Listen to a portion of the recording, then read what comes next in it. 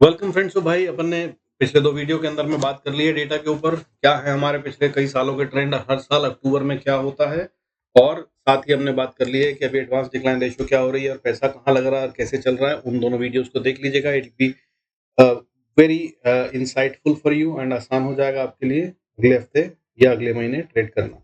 बाकी आइए चलते हैं, शुरू करते हैं आज का video. Let's start the video. Before we do that I request to go through the disclaimer. Disclaimer as per SEBI norm, जरूरत हो तो वीडियो को पॉज करके पढ़ें।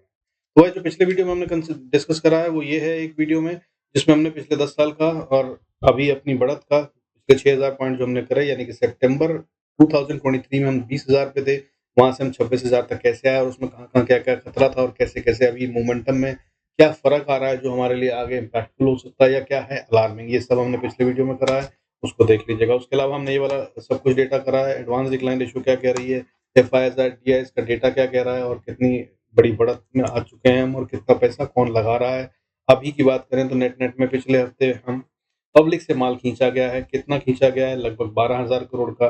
एफआईआईज ने जो पिछले 5-6 हफ्ते से बाइंग कर रहे थे, उन्होंने फाइनली इस हफ्ते नेगेटिव में बंद किया है और 3,932 करोड़ का माल बेच दिया है। वहीं जो एफआईआईज के अगेंस्ट में डीआईएस हैं, उन्होंने मोटी बाइंग करी और पब्लिक से खूब सारा माल निकाल लिया और 15,961 करोड़ की बाइंग करी है वीकली बेसिस पे, जिसमें से कि फ्राइडे को ही 6,886 करोड़ की बाइंग करी है, जो कि बहुत बड़ा अमाउंट होता है। So that's showing that DIIs market को गिरने नहीं देंगे, ऐसा वो बता रहे हैं। हालांकि ट्रेंड प्रीवियस ईयर्स के जो बता रहे हैं वो ये है कि सेलिंग प्रेशर रहता है अक्टूबर मंथ में। हालांकि अभी एक हमारी एक्सपायरी जो 30 सितंबर की है वो हमारी सितंबर मंथ में ही है और उसमें अभी थोड़ी सी कमजोरी दिख रही है। उसके अंदर मैंने ऑप्शन चेन का डेटा भी डिस्कस करा है।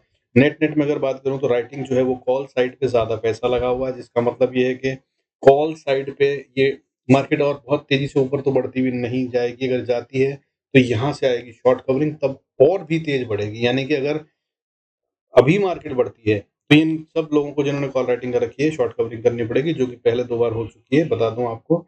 और इसीलिए मार्केट यहाँ तक पहुंची है। तो शॉर्ट कवरिंग बहुत तेजी से ऊपर ले जा सकती है मार्केट। अदरवाइज ऑप्शन चेन का डेटा अगर नॉर्मली देखा जाए कि स्मार्ट मनी ने बाइंग करी है या स्मार्ट मनी ने कहीं पैसा लगाया है, तो वो जगह है कॉल्स की राइटिंग में। और इसका मतलब ये होता है कि वो मार्केट को बढ़ने देना नहीं चाहते अभी और, ठीक है। हालांकि बहुत ज्यादा पैसा नहीं लगा हुआ है। पिछले हफ्तों की बात करें तो 790 करोड़ निफ्टी में और 1100 करोड़ लगा था बैंक निफ्टी में। उसके मुकाबले तो अभी 282 करोड़ बैंक निफ्टी में और 233 करोड़ कॉल राइटिंग में निफ्टी की में है। बहुत ज्यादा नहीं है, बट जो ट्रेंड दिखा रहा है, क्योंकि इसके कंपैरेटिव में अगर देखें तो निफ्टी की जो कॉल राइटिंग है वो 233 करोड़ की है और पुट राइटिंग 118 करोड़ की, ठीक है। हाफ ऑलमोस्ट मान लीजिए, हाफ नहीं तो कम से कम 40% का तो डिफरेंस है ये, 50% का, ठीक है। अगर बात करें इसके अंदर में बैंक निफ्टी की तो 282 करोड़ का कॉल राइटिंग का रखा है, उसके अगेंस्ट में पुट राइटिंग 209 करोड़ की है। तो मीडियोकर सी है, लेकिन फिर भी अगर देखें रुझान किस तरफ है तो भाई कॉल राइटिंग ज्यादा है, इसका मतलब वो ऊपर नहीं जाने देंगे ये दिखा रहे हैं। हालांकि 209 करोड़ की पुट में भी राइटिंग है। अगर मार्केट को स्टेबल रखा जाए और साइडवेज कर दिया जाए तो दोनों तरफ जीरो हो जाएंगी और ये टोटल 500 करोड़, 450 करोड़ जो भी है ये इनको मिल जाएगा। तो ये भी पॉसिबिलिटी है, वेरी हाई पॉसिबिलिटी। और मार्केट जितनी तेजी से बढ़ चुकी है जो कि हमने देखा, तो भाई अभी हम 1 अगस्त को 25,000 पे थे, 25 सितंबर को हम 26,000 पे हैं। और अगर साल भर की बात करें तो 11 सितंबर को हम 20,000 पे थे और 25 सितंबर 2024 में हम 26,000 पे हैं। 6,000 पॉइंट एक साल में आ गए। तो भाई उस तरह से मार्केट अब साइडवेज चली जाए तो हैरान मत होइएगा, क्योंकि देखिए करेक्शन की बात हो रही है लगातार सब जगह। तो करेक्शन में आपको बता दूं, 2 तरह की करेक्शन होती है, एक टाइम वाइज़ करेक्शन और एक price wise correction. Time wise correction का मतलब ये होता है कि मार्केट में प्राइस एक ही जगह पे रुक जाती है और टाइम बिताती रहती है और नीचे से मूविंग एवरेजेस जो हैं वो आकर उनसे मिल जाती हैं। दूसरी होती है प्राइस करेक्शन जो होती है, ठीक है? ब टाइम वाइज़ करेक्शन के अलावा प्राइस वाइज़ करेक्शन। उस प्राइस वाइज़ करेक्शन में क्या होता है, प्राइस डिप मारती है और वो जाती है मूविंग एवरेजेस से मिलने। और इसमें सबसे इम्पोर्टेंट मूविंग एवरेज कौन-सी होती है? मूविंग एवरेज जो मानी जाती है वो ये मानी जाती है 20 या 21 को यूज करते हैं most of the big fund houses या ट्रेडर्स। और ये बहुत इंपॉर्टेंट होती है, इसीलिए यूज करते हैं। इसीलिए इंपॉर्टेंट नहीं है क्योंकि बड़े लोग यूज करते हैं, बट ये इंपॉर्टेंट है इसलिए इसको यूज किया जाता है।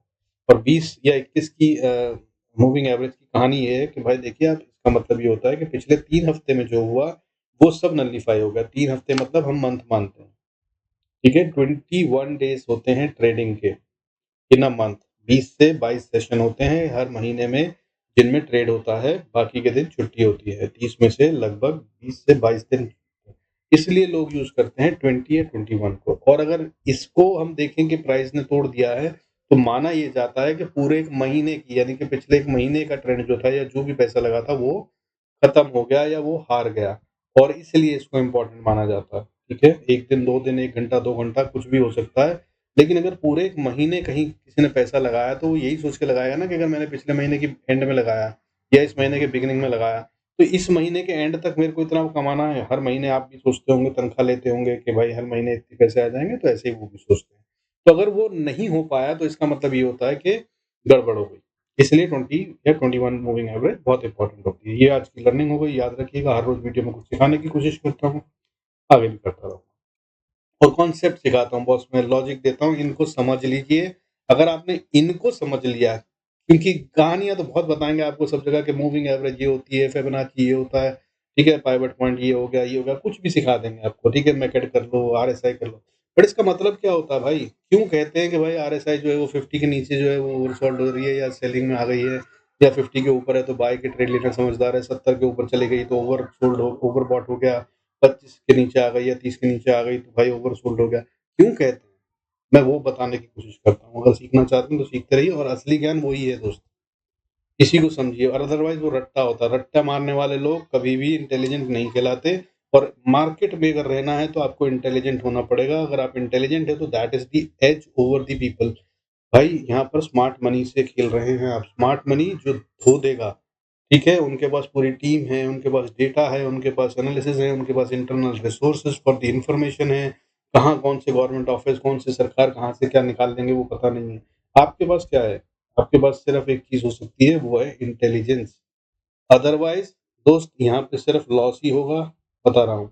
और यही बात नहीं समझते 90% 95% लोग, और आ रहे हैं और लॉस कर रहे हैं। इसीलिए सेबी का डेटा कहता है 93% of the people make losses in the share market, specially in F and O. 93% people. तो 7% में जो है ना वो एज ये है कि भाई आपको इंटेलिजेंस डेवलप करनी है। सो रट्टे मत मारिए कि आरएसआई क्या होती है, जिसके नीचे गई उसके नीचे गई, ये सेटअप किसी ने बताया। सेटअप मिलते हैं, काम करते हैं, लेकिन आज मार्केट की सिनेरियो चेंज हो गया तो बदल जाएगा वो। अभी जो 11.96 का विक्स चल रहा है, ठीक है, वॉलेटिलिटी इंडेक्स, अगर इस समय 25 का हो जाए, तो क्या आप जानते हैं कि आपके जितने भी, अगर आप प्रॉफिटेबल हैं अभी भी, प्रॉफिट बना रहे हैं, मान लीजिए, हालाँकि चांसेस बहुत कम है, बहुत सारे लोग नहीं बना रहे होंगे, लेकिन अगर मान लीजिए आप अभी प्रॉफिटेबल हैं और अभी वॉलेटिलिटी इंडेक्स जो भी 12 पे है, 11.96 पे, ये मान लो 25 हो जाए, सब कुछ ऐसा ही रहे, सब कुछ एफआईएस, डीआईएस, डेटा लगना, पैसा लगना, ट्रेंड, सब कुछ वैसा ही है, लेकिन अगर वॉलेटिलिटी इंडेक्स 25 हो गया, तो आपको पता है कि सब इतना सिनेरियो बदल जाएगा और आपका सेटअप आपको प्रॉफिट की जगह लॉस देने लग जाएगा। क्योंकि तब सेटअप में चेंजेस करने पड़ेंगे, और नहीं करोगे तो गड़बड़ हो जाएगा। और ये कौन कर सकता है? जिसने रट्टा मारा उसको तो यही पता है कि आरएसआई यहाँ पे पहुंची तो ये कर लूंगा, मूविंग एवरेज में ये दिखा तो कर लूंगा। बट बॉस, अगर इंटेलिजेंस है ना, तभी आप समझ पाओगे कि वॉलेटिलिटी इंडेक्स में चेंज आ गया है, अब मुझे भी कुछ और चेंज करना पड़ेगा। और उससे पता है सबसे बड़ा इम्पैक्ट, मान लीजिए अभी 12 पे है विक्स, तो अभी हमारी एक ऑप्शन क्या चल रही है, एटीएम ऑप्शन जो है वो आपको 100 रुपए, 120 रुपए की मिल जाती है। अगर ये 25 पे पहुंच जाए ना, तो एटीएम ऑप्शन ही आपको पता है 300 रुपए, 250 रुपए से ऊपर की हो जाएगी। यानी कि इंट्रिंसिक वैल्यू हिल जाएगी उसकी। और ये थीटा, गामा, अल्फा में मत पढ़िए दोस्त, वो सब बहुत ज़्यादा काम नहीं करते। वो आउटपुट है, जो प्राइस करती है उसका। आपको ये जानना होता है मार्केट में प्राइस पहले ही, before it makes all the data जो आप देखते हैं, उस पे क्या असर डालने वाली है, क्या हो क्या रहा है यहाँ पे। वो तो जब मूवमेंट आ जाएगी, तब वो जो लैगिंग इंडिकेटर्स का फंडा आपको पता हो तो बहुत बढ़िया है, समझ में आ जाएगा जो मैं कह रहा हूँ, नहीं तो कोई बात नहीं। खैर, एनी व्हिच वेज़, आइए अब आगे चलते हैं और हम चलते हैं समझने के लिए कि मार्केट में चार्ट्स में क्या हो सकता है और कहाँ ट्रेड कर सकते हैं। Let's get to the chart. अच्छा, पहले भाई शेयर मांग रहे थे तो शेयर दे देता हूँ आप लोगों को। भाई मेरी समझ से एक एसबीआई का शेयर, अच्छा before that, this is not a recommendation to buy or sell. I am not a financial registered, SEBI registered analyst, so please do use your discretion या कंसल्ट योर फाइनेंशियल एडवाइजर। मैं सिर्फ एनालिसिस शेयर कर रहा हूँ, और profit या loss जो भी होगा वो आपका अपना होगा, सो अपनी समझ को यूज कीजिए। तो भाई जो मेरी समझ बन रही है, देखिए एसबीआई जो है वो इस समय पे 802 पे है, 802 रुपए 65 पैसे पे, ठीक है। तो मेरी समझ से अगर इसको नीचे आना है, तो ये अब 805 को पार नहीं कर पाएगा। 805 से 808 का लेवल वो रेजिस्टेंस है जिसको ये पार कर नहीं पाएगा, और ये नीचे गिर जाएगा, ठीक है। तो अगर अगर सेल का ट्रेड लेते हैं ये इसको नहीं पार करता तो आप सेल का ट्रेड ले सकते हैं। तो कहाँ तक आता हुआ नज़र आ रहा है? सबसे पहला लेवल इसको सपोर्ट मिलती है 792-93 पे, 792-93 पे। यहाँ पे आ जाए तो ये आपको अच्छा खासा पैसा दे चुका है, इसका फ़ायदा उठा लीजिए। नहीं, यहाँ पे भी रुकता है और यहाँ से भी नीचे गिरता है, तो फिर ये अगले लेवल सपोर्ट का दिखता है जो वो 777 का है, 777 ठीक है? 777 और अगर इससे भी नीचे आता है तो फिर वही 770 और अगर इसको भी नहीं डिफेंड करता तो फिर ये 743 743 तक आ सकता है। ये है इसकी नीचे की गेम, ठीक है? और क्यों कह रहा हूँ क्योंकि भाई देखिए 50 मूविंग एवरेज बहुत इंपॉर्टेंट होती है। 50 मूविंग एवरेज पे खड़ा है ये, उसके नीचे क्लोज हुआ है, थोड़ा-सा ऊपर गया था लेकिन पार नहीं कर पाया, क्लोजिंग नहीं दे पाया। तो अगर वीकनेस है ना तो ये फिर ये नहीं जा पाएगा। लेकिन अगर इसमें दम है, तो फिर अब ये 800 को नहीं तोड़ेगा। ठीक है, मैंने पहला लेवल आपको बताया 793 नीचे सपोर्ट, बट ये वहाँ तक जाएगा ही नहीं अगर इसको ऊपर जाना है। हालाँकि ये थोड़ा कमज़ोरी दिखा रहा है, मुझे ऐसा लग रहा है कि ये 796 तक आएगा और फिर ये ऊपर जाएगा, बट मेरे को जो लग रहा है, ठीक है, दैट्स माय अंडरस्टैंडिंग और कारण उसके बहुत सारे हैं, मैं बहुत सारी चीज़ों को एनालाइज़ करता हूँ, तो अगर आप चाहें तो इसको यूज़ कर सकते हैं। तो अगर इसने 796 को नहीं तोड़ा और ये ऊपर की तरफ जाता है और 805 को पार करता है, यानी कि 805 पहला लेवल हो गया और उसके बाद अगला लेवल 816 उसके बाद ये 820 तक जा सकता है, ये पॉसिबिलिटी बनती है इसमें। और अगर 820 के भी ऊपर चला जाए, तो फिर ये 826 से 830 तक जा सकता है और अगर कहीं इसने 830 को भी पार करा, तो भाई ये फिर जा रहा है 845, 843, 843 से 845 ये है इसका गेम, जो अगले हफ्ते होता हुआ नज़र आ सकता है। तो जहाँ फिट बैठे भाई, जिस तरह से आप चाहें इसको यूज़ करने की कोशिश कर सकते हैं, अगर ठीक लगे तो। Do consult your financial advisor, फिर से बोल रहा हूँ। आइए बाकी इसी तरह से देख लेते हैं कि हमें निफ्टी और बैंक निफ्टी में क्या कर सकते हैं या मिड कैप निफ्टी जिसकी एक्सपायरी है मंडे को, उसमें क्या करना है। तो भाई देखिए, अगर हम बात करें तो पहले तो मार्केट खुलने से पहले क्या लेवल देखना। देखिए गिफ्ट निफ्टी इम्पोर्टेंट लेवल क्या है? इम्पोर्टेंट लेवल गिफ्ट निफ्टी का है 26,350। इसके पार ऊपर चला जाए तभी आप मान के चलिए 350-60 के ऊपर के अब और बाइंग है या और ऊपर जाता हुआ नजर आ सकता है। नहीं तो ये नीचे ही आने के प्रोग्राम में है और अगर ये 350 के ऊपर चला जाए तो अगली रेजिस्टेंस 430, इस पे ये पार करना मुश्किल हो जाएगा और 430 से 440 का एरिया खतरनाक करंट का झटका है भाई, ध्यान रखिएगा, यहाँ से रिवर्सल आ सकता है। अगर गिफ्ट निफ्टी कहीं यहाँ ट्रेड करता हुआ मिले at the time when market opens up, क्योंकि ये 6 बजे खुल जाएगा सवेरे, हमारी मार्केट 7:15 9 बजे, तो उस समय के बीच में ये खेल हो सकता है। अगर ये यहाँ पे मिले तो भाई ध्यान रखिएगा, ये करंट हो सकता है, यहाँ से रिवर्सल आ सकता है। लेकिन अगर 450 के भी ऊपर आ गया तो फिर बुल्स बहुत कंट्रोल में है, मार्केट गिरने के मूड में नहीं है, एफआईआईज भी वापस बाइंग में आ गए, ये सब माना जाएगा और तब ऊपर के ट्रेड लीजिएगा। तो ये हो गया बिफोर मार्केट ओपन्स। अब इसके अलावा बात करें तो भाई देखिए निफ्टी की बात कर लेते हैं। तो निफ्टी की बात करें तो स्पॉट की बात है, प्लीज इसको नोट कर लीजिएगा। पहले क्विकली आपको एनालिसिस समझा दूं। देखिए यहाँ पे जो पैटर्न बन रहा है अभी कोई बना नहीं है, 4 आवर्स की कैंडल है, मैं उसको देख रहा हूँ, 1 आवर पे भी देख लेते हैं। तो थोड़ा सा कमजोरी का साइन दिखा रहा है। 21 मूविंग एवरेज जो मैंने अभी पीछे बात करी उससे थोड़ा सा ऊपर है, इसको टच करके वापस जा सकता है, ठीक है। ये था अर्ली कैंडल। अगर हम बात करें इसमें डेली कैंडल की, तो डेली कैंडल जो है वो भी कुछ नहीं बता रही है। हालाँकि बनी तो रेड है और ये बियरिश कैंडल है, इसमें कोई शक नहीं है, लेकिन ये इतनी बड़ी बुलिश कैंडल थी, इतना बड़ा नीचे से ट्रेंड आ रहा है, ये ताकतवर है, इनकी हार इस छोटी-सी कैंडल से नहीं बन सकती। यहाँ पर एक सिंपल प्रॉफिट बुकिंग हुई है, ये दिख रहा है। कब दिखेगा कि कमज़ोर हो गया? अगर टूटता है 26,000 का level, 25,980 to be very precise, otherwise कोई पैटर्न नहीं बना है। वीकली कैंडल देखें, बहुत ही बुलिश है भाई। मार्केट में इतना दम दिख रहा है कि देखिए आप 3-3 कैंडल हैं यहाँ से, ठीक है। फिबोनाची का एक नंबर होता है सीरीज़ के हिसाब से 3, 5, 8, 11 ये नंबर इम्पोर्टेंट होते हैं। तो 3 कैंडल बुलिश बन गई, चौथी कैंडल हाँ रेड बन सकती है, बिल्कुल हाई पॉसिबिलिटी है, वीकली पे पॉसिबिलिटी। लेकिन अभी ऐसा क्या बन गया, कुछ नहीं हुआ, वो सब सोच है, ठीक है? जब हो जाएगा तभी। हम दिखने पे ट्रेड नहीं करते, हम लग रहा है पे ट्रेड नहीं करते, दिखने पे ही ट्रेड करते हैं। तो जब दिख जाएगा यहाँ पे पैटर्न बन गया तो होगा, अगर ऐसा हुआ तो एक अच्छी खासी गिरावट आएगी, उसकी हम बात करेंगे। मंथली चार्ट देख लेते हैं। मंथली तो यार बहुत ही बुलिश है। मंथली में तो लगातार देखिए 1, 2, 3, 4, 5वीं कैंडल अभी बननी है। तो मैंने क्या बताया 3, 5, 8 तो 5वीं कैंडल बन रही है, यहाँ से गिरावट आ सकती है? हाँ, आ सकती है। बट अगर आ गई भी है तो फिर थोड़ा-सा ऊपर आके आएगी, अभी नहीं, ठीक है? ऐसा दिख रहा है। तो ये सब बहुत स्ट्रॉन्ग दिख रहा है। हाउएवर एक आवर वाली कैंडल जो है वो कमज़ोर है, तो ये भाई मंडे को खेलते हुए नज़र आ सकते हैं अगला हफ्ता। और वहाँ पर अगर कुछ और बन गया जिससे फिर वीकली और डेली पे अंतर आ गया तो वो खेल हो सकता है। वो सब की बात बाद में करेंगे, अभी बात करते हैं लेवल्स की। तो क्या लेवल्स हैं जिन पे हम ट्रेड कर सकते हैं? तो भाई नीचे में देखिए सबसे पहली सपोर्ट 26,150 है, जब तक ये ना टूटे तो सेल ना करें। ये सपोर्ट स्ट्रांग हो सकती है, यहाँ से वापस बाउंस बैक करना चाहिए, ठीक है। लेकिन अगर इसके नीचे चले गए तो फिर घबराइएगा मत, फिर बाय के ट्रेड लेने से घबराइएगा।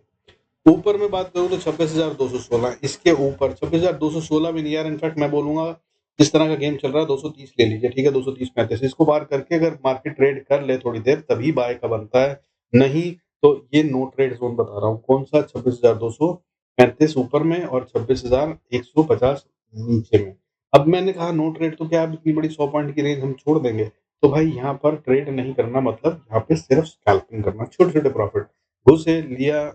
अगर आप प्राइस एक्शन समझते हैं तो पकड़ो, पुट खरीदी, 5 ईएमए चैनल मैंने बताया हुआ, अगर उसको यूज करते हैं आप लोग, वीडियो देख लीजिएगा चैनल पे है, तो बहुत आसान होगा उसमें, ठीक है। यहाँ पे आज वो ट्रेड किया जा सकता है। ऊपर गया टकराया, नीचे बाय कर लो, नहीं तो फिर वो लगा लीजिएगा बॉलिंजर बैंड। बॉलिंजर बैंड में भी छोटा 5 से 10 मिनट का कैंडल लगाइए, वो बता देगा जब बॉलिंजर बैंड के ऊपर टकराए तो भाई सेल कर दीजिए, पुट खरीद लीजिए, नहीं तब कॉल खरीद लीजिए, माफी चाहूंगा। बॉलिंजर बैंड के अगर ऊपर को टच करता है तो पुट खरीद लीजिए, नीचे को टच करता है तो कॉल खरीद लीजिए, इस तरह से आप काम कर सकते हैं। बट खैर बॉटम लाइन ये है कि स्कैल्पिंग का गेम है, ठीक है। अब तो मैं लेवल बताता हूँ, तो अब अगर ऊपर जाना है इसको तो भाई ये फिर 26,235 के ऊपर जाएगा, तभी ये कह रहा है कि ऊपर जाना है, और अदरवाइज ये इसके ऊपर नहीं जाएगा। ये लक्ष्मण रेखा हो गई। अब इसको पार करा तो फिर अगली रेजिस्टेंस क्या आती है? फिर 26,280-270 के बीच में लेवल है, और अगर इसको पार करा तब है असली दम, और फिर मिलेगा एक अच्छा ट्रेड जो कि जा सकती है और ऊपर। तब कहाँ जा रहे हैं? तब भाई अगला रेजिस्टेंस जो आता है वो 26,400 का आता है, तब राइड करने की कोशिश कीजिएगा। तो क्या मार्केट सीधी चली जाएगी ऐसे? नहीं यार, ऐसे नहीं जाती है। तो ये ऐसे कुछ होगा, जैसे यहाँ गया, फिर थोड़ा सा यहाँ नीचे आएगा, कमजोरी दिखाएगा, फिर थोड़ा सा ऊपर जाएगा, ठीक है, फिर उसके बाद ये आएगा, यहाँ सपोर्ट लेगा, फिर ये ऐसे करेगा, फिर 2-3 कैंडल यूं बनाकर फिर ये ऐसे करेगा, और ये भी यहाँ पे हो सकता है रुक जाए, फिर यहाँ पे एक छोटा सा डिप दिखाएगा, फिर ऐसे करके कुछ होता है, मार्केट स्ट्रेट लाइन में नहीं चलती। अब इन सब फ्लक्चुएशंस को आपको कैसे हैंडल करना है, इसके लिए कहते हैं कि स्टॉप लॉस ट्रेड कीजिए। तो अगर आपने बाय करा है तो भाई जैसे यहाँ गई मार्केट, तो इसका लो लगा लीजिए, फिर यहाँ पे आ गए आप, इसने यहाँ डिप दिखाया और ऊपर चली गई, तो अब ये जो पिछला डिप दिखाया था इसको अपना स्टॉप लॉस बना लीजिए, फिर ये नीचे आई तो ऐसे करके इनको स्टॉप लॉस बना लीजिए। इस तरह से स्टॉप लॉस को ट्रेड किया जाता है। इनको स्टॉप लॉस को ट्रेड कीजिएगा और राइट कीजिएगा 402 का लेवल आगे। हालांकि नीचे कैसे करना, नीचे अगर आप आते हैं तो भाई नीचे में मैंने जैसे कि बताया आपको, सबसे इम्पोर्टेंट लेवल तो 150 है, लेकिन अगर 26,216 तक मार्केट जाती है या जा ही नहीं पाती है तो इसका मतलब कमजोरी के साइन है। जो रिस्क लेना चाहें वो कर ले सकते हैं।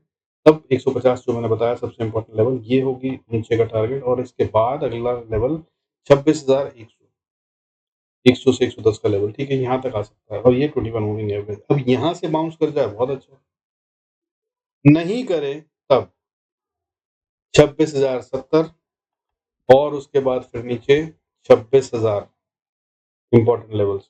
यहाँ से बाउंस बैक कर लेना चाहिए, क्योंकि ये बहुत साइकोलॉजिकल लेवल होता है। 26,000 बड़ी मुश्किल से पार हुआ था।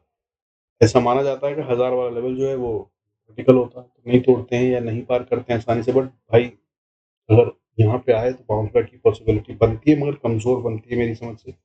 और अगर यहाँ से भी नीचे आ जाए तो अगली सपोर्ट 949, और उसके बाद फिर 856, ये हैं वो लेवल्स जो आ सकते हैं। और अगर 850 को तोड़ा तो फिर भाई खतरा बड़ा हो जाएगा, जिसकी बात हम अगले वीडियो में करेंगे अगर जरूरत हुई तो। अदरवाइज ये गेम यहाँ तक समाप्त हो जाना चाहिए अगर मंडे की बात करें।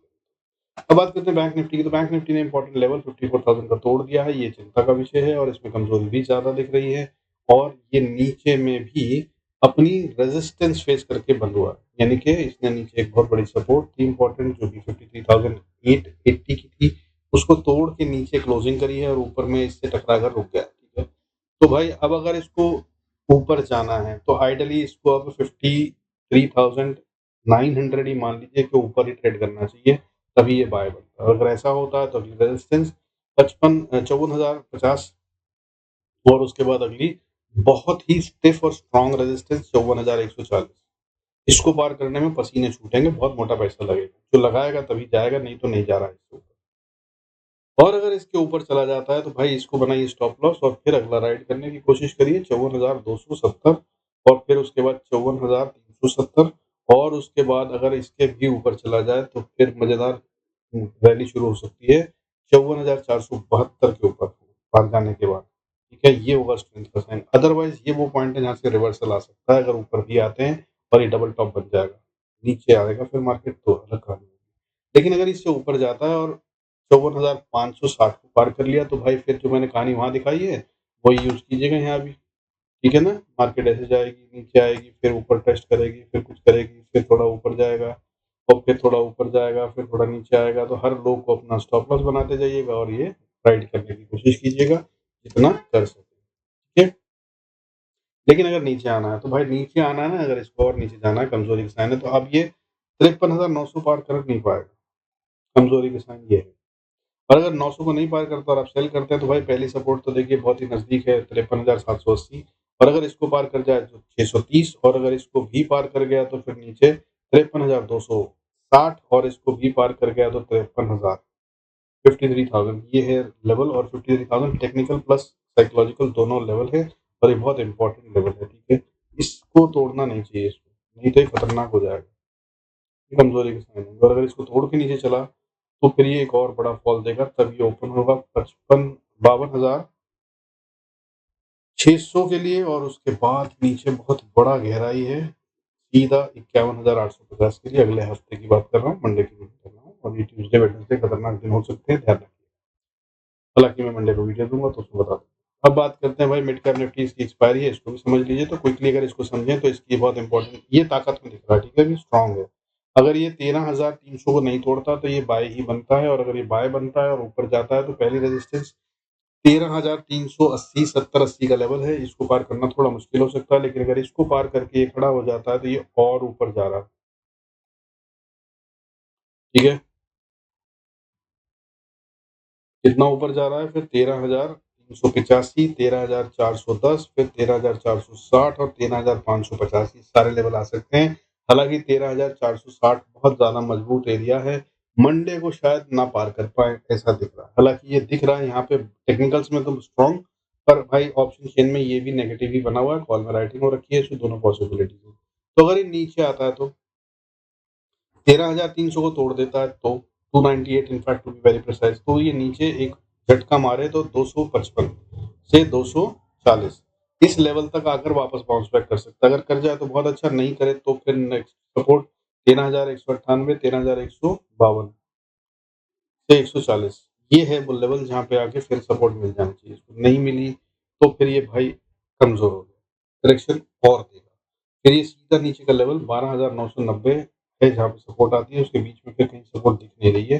हालांकि जो जोन बनता है, अगर मैं आपको बोलूँ जहाँ पे खतरा हो सकता है, तो वो जोन ये बनता है, जो कि पूरे का पूरा एरिया 13,098, 13,098 से लेकर 12,990, इस जोन में कहीं पे भी कुछ भी हो सकता है, या मार्केट यहाँ पर ही साइडवेज हो सकती है। बार बार हो सकता है अगर ये यहाँ तक आ जाए, फिर ये ऊपर जाए और यहाँ जाए, फिर ऐसे करते हुए कुछ कुछ करता रहे मार्केट, ऐसा हो सकता है। ठीक है, तो ये जो यहाँ पे टाइम बिताना चाहिए अगर आता है, तो और फिर नए डिस्ट्रीब्यूशन या कंसोलिडेशन जो भी होता है उसके हिसाब से तय होगा कि कहाँ जाना चाहता है। लेकिन अगर 990 को तोड़ा ना तो फिर बहुत कमजोरी के साइन है।